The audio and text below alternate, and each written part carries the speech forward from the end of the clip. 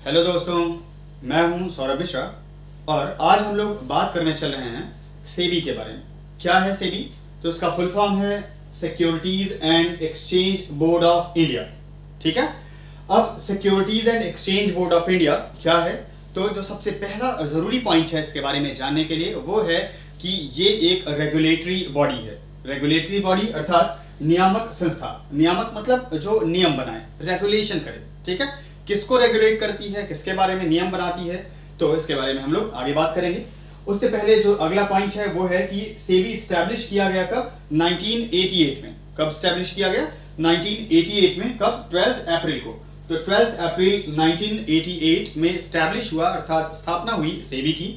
और statutory status इसे कब मिला? 30 जनवरी 1992। स्टैट्यूटरी स्टेटस मतलब कि वैधानिक दर्जा मिला इसे। विधान के अनुसार ये पूरी तरह से एक तरह से रेगुलेटरी बॉडी के रूप में एक्सेप्ट कर ली गई। कब से? 30 जनवरी 1992 से। ठीक है। तो स्थापना 1988 में और उसके बाद स्टैट्यूटरी स्टेटस मिला इसे कब? 30 जनवरी 1992 में। ठीक है, 4 साल बाद। अब अगर हम लोग बात करें फंक्शंस की, जिससे बहुत क्लियर हो पाएगा कि सेबी है क्या, करता क्या है। ठीक है, ये ऑर्गेनाइजेशन या ये स्टैट्यूटरी बॉडी। तो जो पहला फंक्शन है वो है to regulate capital market. Capital market means पूंजी बाजार।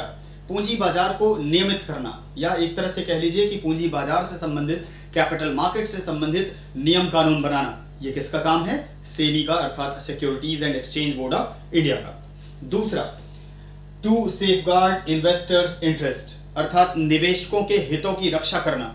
क्या करना? जितने भी इन्वेस्टर्स हैं कैपिटल मार्केट से रिलेटेड या कैपिटल मार्केट में जो ट्रेड कर रहे हैं, रेगुलरली डील कर रहे हैं, उनके इंटरेस्ट को क्या करना? सेफ गार्ड करना, अर्थात सुरक्षा प्रदान करना। ये किसका काम है? Securities and Exchange Board of India का।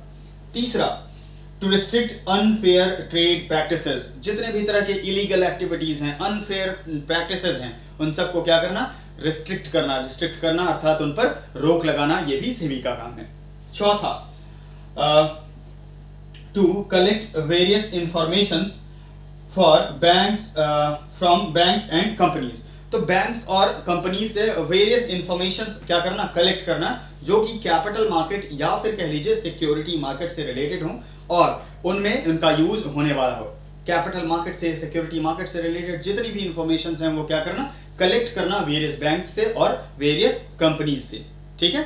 फिर उन इंफॉर्मेशंस का क्या करना? एनालिसिस करना और उस एनालिसिस के बेस पे बहुत सारे रूल्स एंड रेगुलेशंस बनाना और उसे अप्लाई करवाना। ठीक है।